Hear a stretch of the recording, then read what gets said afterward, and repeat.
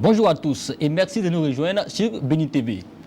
Les systèmes de santé en Afrique, selon la Banque mondiale, sont encore très limités au point de vue des équipements comme de l'information. Malgré le multiprojet, deux problèmes de santé publique majeurs subsistent, le paludisme et le VIH-Sida. Depuis le début de l'année 2014, la région est frappée par la fièvre hémorragique Ebola qui a fait et qui continue de faire des milliers de morts en Afrique. À la veille de la 64e session du comité régional de l'Organisation mondiale de la santé qui aura lieu du 3 au 7 novembre prochain à Cotonou au Bénin, nous recevons une experte du domaine sanitaire pour échanger sur les problématiques et les défis du secteur de la santé en Afrique. Professeur Thérèse Ndrioma, bonjour. Bonjour, monsieur. Vous êtes professeur agrégé en médecine. Vous avez été ministre de la Santé et de la lutte contre le VIH-Sida du gouvernement ivoirien de 2011 à 2012. Vous êtes conseiller spécial du chef de l'État chargé de la santé et candidate au poste de directeur régional de l'OMS. Merci d'avoir répondu à notre invitation. C'est moi qui vous remercie pour cette invitation. Ok, avant d'échanger sur le sujet, je vous propose de suivre la réaction d'un expert. Il faut situer la santé en Afrique à trois niveaux. Le premier niveau, c'est l'époque coloniale, où la santé, c'est ce qu'on appelle les pathologies tropicales, les maladies qui n'existaient pas en Europe, dans les pays tempérés. Et c'était l'administration coloniale avec des médecins, parfois des médecins militaires, qui dispensaient les soins. Ensuite, il y a eu la période des indépendances où nous avons pris nos destins en main et la santé, il y a eu cette phase de transition avec un personnel composé de médecins européens, occidentaux et africains, jusqu'à ce que nous soyons dans la période actuelle où la plupart des services sont assurés par des médecins nationaux. C'est pour dire qu'en matière de santé, nos dirigeants ont beaucoup fait. Mais il reste encore beaucoup à faire. On parle aujourd'hui de maladies tropicales négligées, MTN, maladies tropicales négligées telles que le pian, la drépanocytose ou le ver de Guinée, et d'autres maladies. Ensuite, à côté de ces maladies tropicales négligées, nous avons nos épidémies. Épidémies de méningite, de choléra, et ainsi de suite. Et aujourd'hui, il y a la fièvre hémorragique, Ebola, qui défraie la chronique. Et donc, et dans les perspectives, il s'agit de niveler, c'est-à-dire apporter l'expertise là où il y en a, apporter cette expertise à d'autres pays pour que nous puissions nous compter sur nous-mêmes d'abord.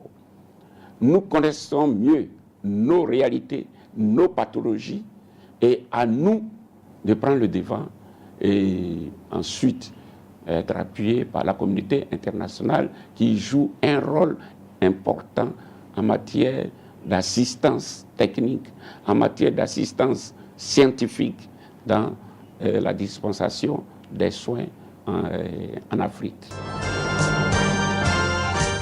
Voilà, c'était la réaction du professeur Assa Alou. Il est professeur titulaire de médecine, chef de service de chirurgie maxillo-faciale au CHU de Treichville. Il a été ancien directeur général de la santé de Côte d'Ivoire.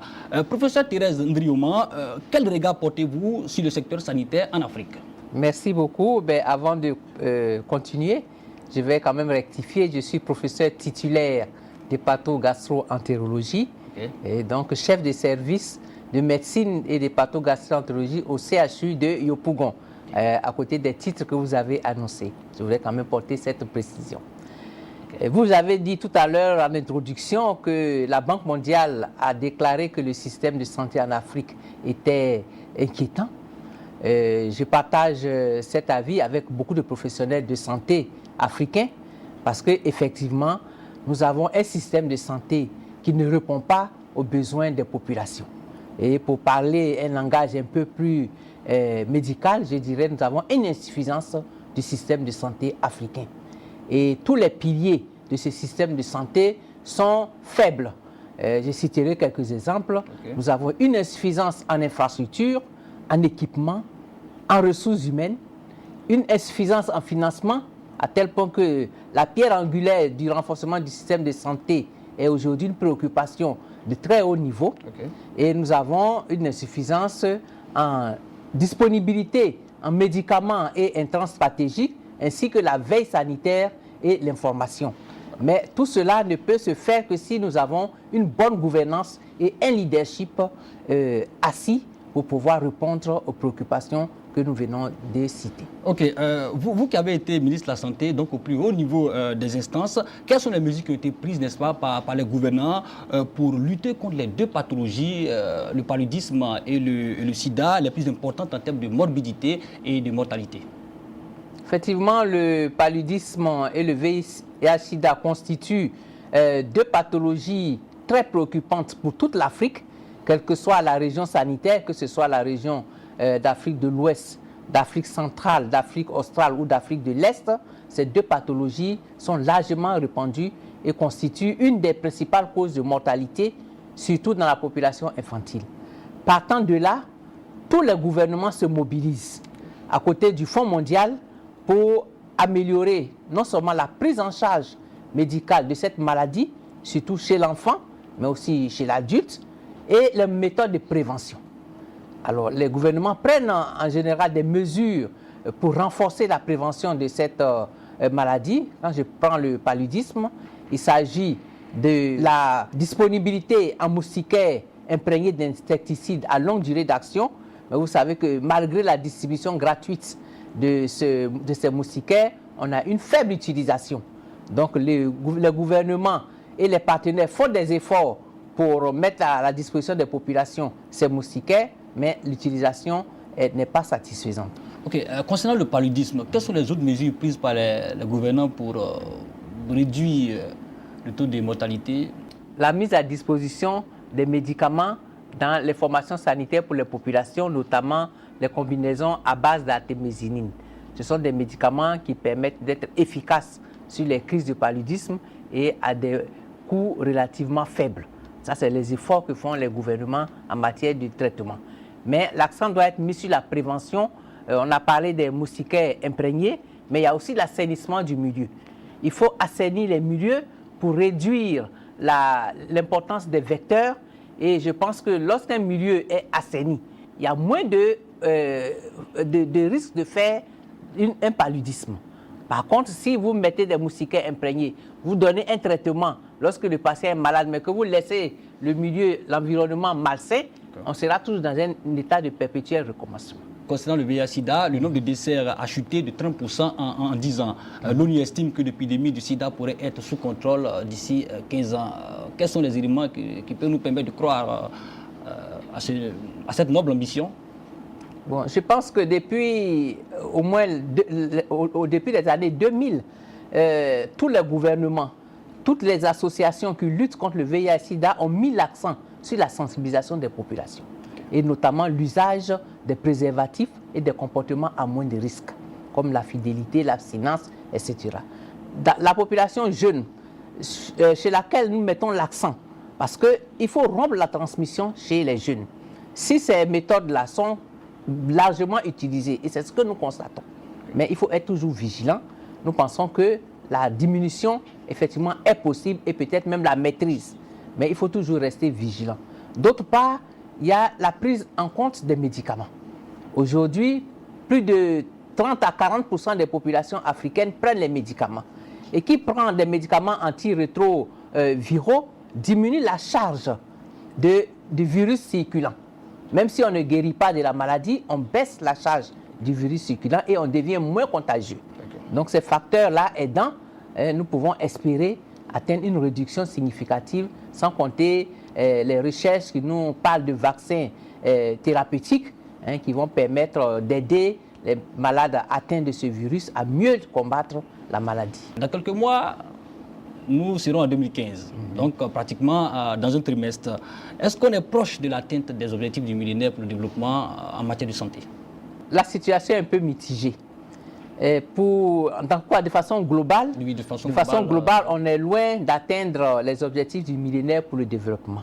Mais il y a des progrès qui ont été amorcés, notamment pour un indicateur tel que la mortalité infantile. En tout cas, il y a eu des progrès. La mortalité a baissé pratiquement de moitié dans beaucoup de pays et des efforts sont à faire dans un certain nombre de pays, mais dans tous les cas, la dynamique est amorcée. Où nous avons quelques inquiétudes, c'est la baisse de la mortalité maternelle qui reste assez forte dans la région de façon globale, autour de 200 décès pour 100 000 naissances. C'est encore énorme et c'est une préoccupation qu'il faudrait aborder avec beaucoup de sérieux. Mais quant au VIH-Sida, paludisme, on en a parlé tout à l'heure, en ce qui concerne les OMD santé, des efforts sont faits et il faut que tout le monde se mobilise autour de ces OMD, non seulement pour les atteindre, mais aussi pour aborder tous les programmes des post-OMD. Ok. Depuis le début de l'année 2014, le continent, l'Afrique de l'Ouest en particulier, est frappé par la fièvre hémorragique qui a fait aujourd'hui plus de 3000 morts. Alors, que faut-il faire concrètement pour contenir cette épidémie? D'abord, il faut revenir sur ce que j'ai dit tout à l'heure, l'insuffisance en ressources humaines et l'insuffisance en équipement et infrastructures.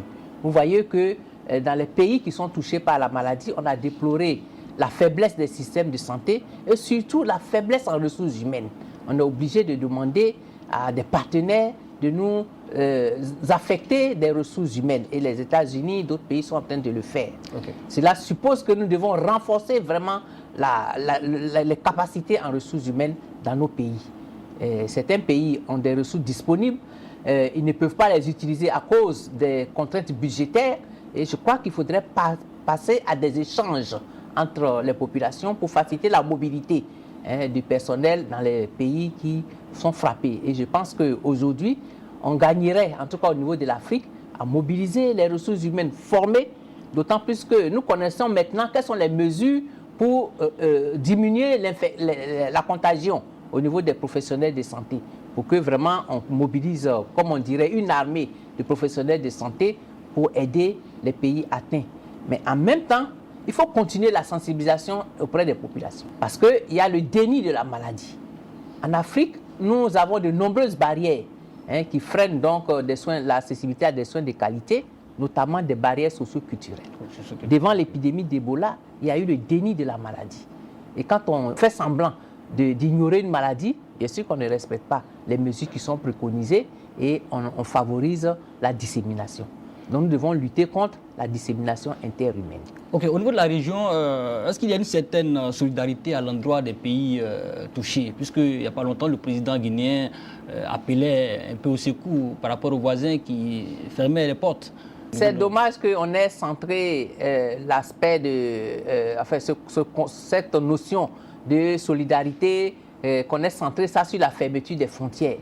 Je pense que dès la déclaration de la maladie par la Guinée, dès que l'Organisation mondiale de la santé a entériné le fait que les décès qu'on observait en Guinée étaient liés au virus Ebola, je crois que tous les pays de la sous-région se sont mobilisés.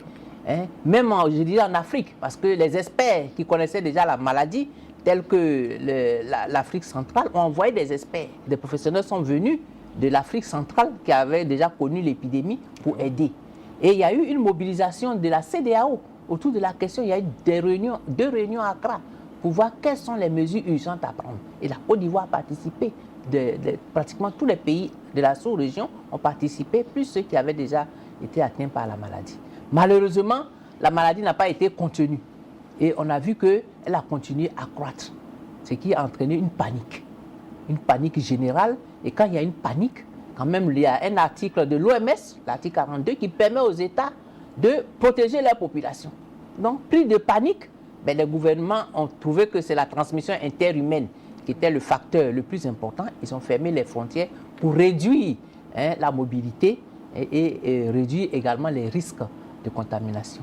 Mais je pense qu'aujourd'hui, la situation au niveau de la connaissance des mesures à prendre pour éviter la maladie est assez bien répandue. des dispositions ont même été prises déjà au niveau des portes d'entrée des frontières terrestres et maritimes. On peut effectivement respecter donc les recommandations de la CEDEAO en cette matière et ouvrir les frontières tout en restant vigilant. Ok, une question pour une frange des sans-voix. Que répondez-vous à ceux ou celles qui pensent que l'Ebola a été monté de toutes pièces en laboratoire pour freiner l'élan de croissance économique de l'Afrique? Moi, je suis une scientifique. Tout à l'heure, j'ai précisé que j'étais professeur titulaire de médecine. D'accord. Moi, c'est mon volet rationnel qui prend le pas sur des supputations. Ok. Nous allons aborder notre point de l'émission. À l'issue du Conseil des ministres du jeudi 12 juin 2014, le gouvernement ivoirien a annoncé et autorisé votre candidature au poste de directeur régional de l'OMS pour l'Afrique. Une élection qui se tiendra en marge de la 64e session du comité régional de l'OMS Afrique qui aura lieu du 3 au 7 novembre à Cotonou, au Bénin. Qu'est-ce qui vous a motivé à briguer ce poste? Ce qui m'a motivé principalement, c'est ma véritable volonté de contribuer à l'amélioration de la santé des populations africaines. Je pense qu'au niveau national, j'ai eu une formation, j'ai occupé des postes qui m'ont permis d'avoir une expérience en matière de gestion de la santé et de connaître les grands enjeux. Et partant de là, j'ai également posé des actes au niveau national et au niveau sous-régional. Mais avec tout cela, je pense que je peux être utile à l'Afrique et aider à l'amélioration des indicateurs dont j'ai parlé tantôt et viser effectivement une meilleure santé pour la population africaine. C'est la principale raison qui m'a motivé à poser ma candidature. Est-ce qu'on peut avoir plus d'éléments là-dessus? Quelles réunions vous avez, par exemple, dirigées au niveau du continent? Plus d'éléments, en fait. Oui, mais de toute façon, avant de diriger des réunions, j'ai eu une carrière. Oui. Voilà. Et durant toute ma carrière, j'ai posé des actes au niveau national, au niveau régional. J'ai été doyen de la faculté de médecine. Ça veut dire que j'ai contribué à former des cadres de santé en Côte d'Ivoire et en Afrique. J'ai constitué, par rapport à des problèmes cruciaux de l'heure, notamment la faible couverture vaccinale, j'ai mis en place un cours régional africain d'épidémiologie et de vaccinologie pour améliorer la performance des médecins-chefs des districts en matière de couverture vaccinale. Actuellement, il y a à peu près 500, sinon plus de 500 médecins qui ont été formés au renforcement du système vaccinal. Moi, je pense que c'est un élément important et que je pourrais élargir au niveau de toute l'Afrique. J'ai été directeur général de la santé, j'ai été ministre de la santé. De 2006 à 2008, voilà, j'ai été directeur général de la santé et j'ai contribué au renforcement des districts sanitaires. Vous savez que les districts sanitaires sont les portes d'entrée de toute prestation au niveau des populations. Et on dit même c'est l'unité fonctionnelle.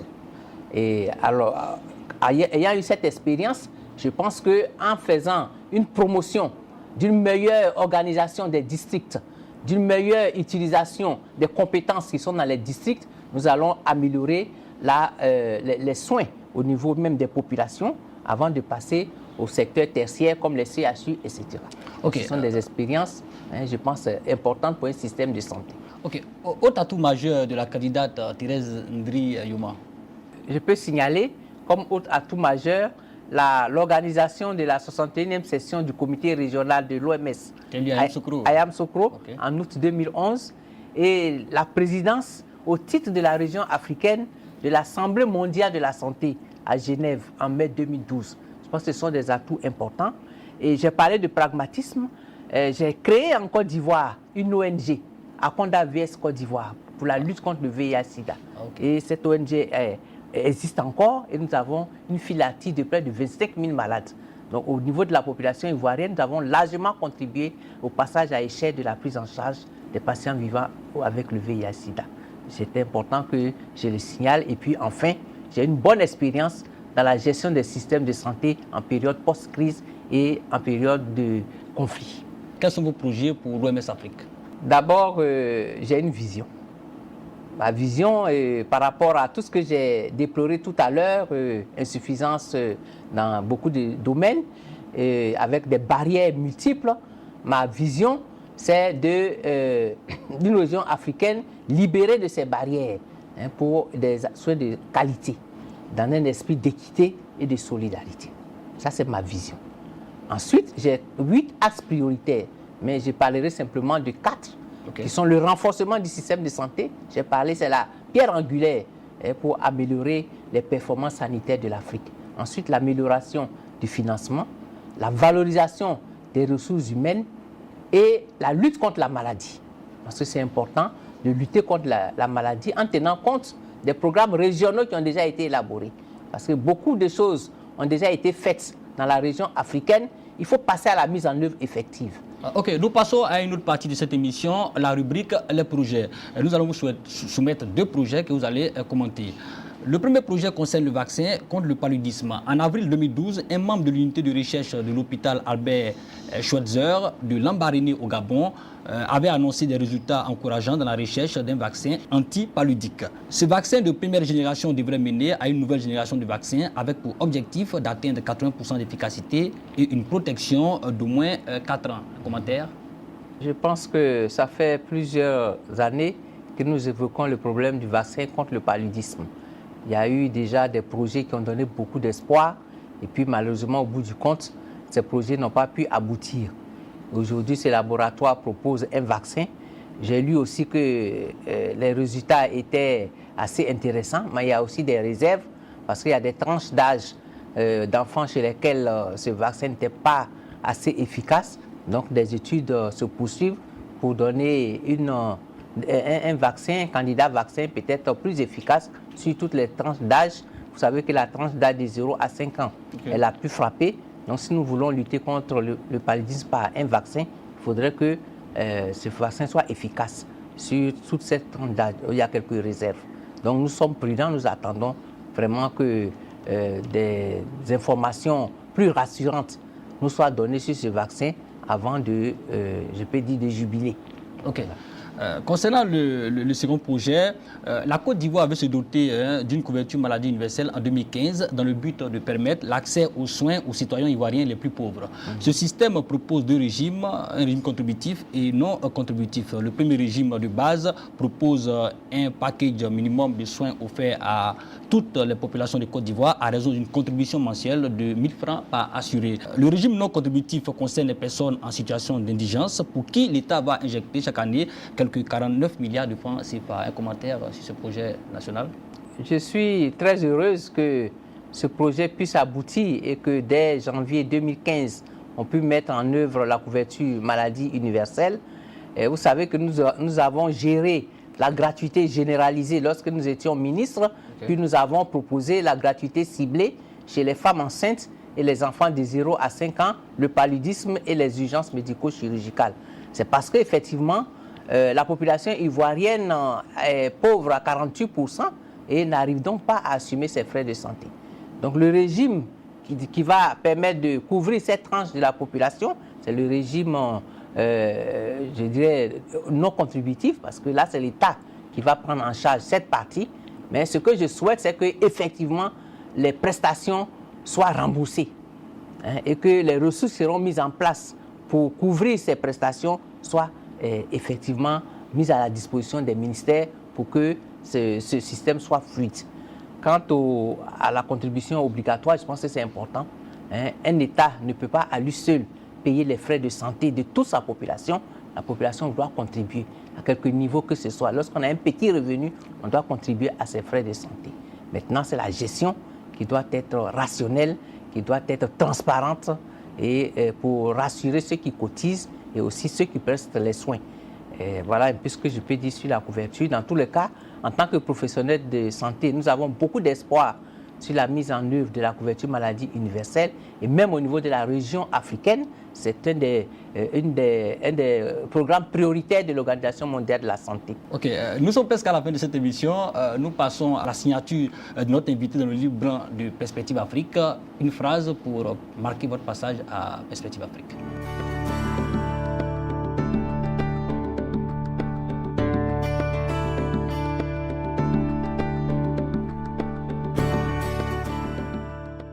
Ok, vous avez partagé votre réflexion aux téléspectateurs de Béni TV. Tous mes remerciements à l'équipe de Béni TV pour cet outil important de communication qu'elle met à la disposition des populations et des leaders. tous mes voeux de succès vous accompagnent. Merci pour votre disponibilité. Votre mot de fin? Mon mot de fin, d'abord, vous remercier. Profitez de votre antenne pour remercier le président de la République, les membres du gouvernement, pour tout ce qu'ils mettent à ma disposition dans le cadre de cette campagne, après la confiance, bien sûr, qu'ils ont placée en moi. Je voudrais également remercier tous mes collaborateurs et demander encore une fois aux Ivoiriens de m'aider, de prier pour moi, hein, de me soutenir moralement et spirituellement pour que je puisse être victorieuse au cours de ces élections en novembre 2014 à Cotonou, au Bénin. Ok, merci Madame le Ministre. Nous avons échangé avec notre invité sur les défis de la santé en Afrique, notamment la lutte contre le virus Ebola et les futurs challenges de l'OMS en Afrique. Je rappelle que nous étions avec le professeur Thérèse Ndriyouman, ancienne ministre de la Santé du gouvernement de Côte d'Ivoire de 2011 à 2012, actuellement conseiller spécial du chef de l'État chargé de la santé et candidate au poste de directeur régional de l'OMS Afrique. Merci d'avoir répondu à notre invitation. C'est vous que je remercie. Voilà, quant à vous, téléspectateurs, nous vous donnons rendez-vous pour une autre émission de Perspective Afrique, mercredi 17h25, rediffusion samedi 20h.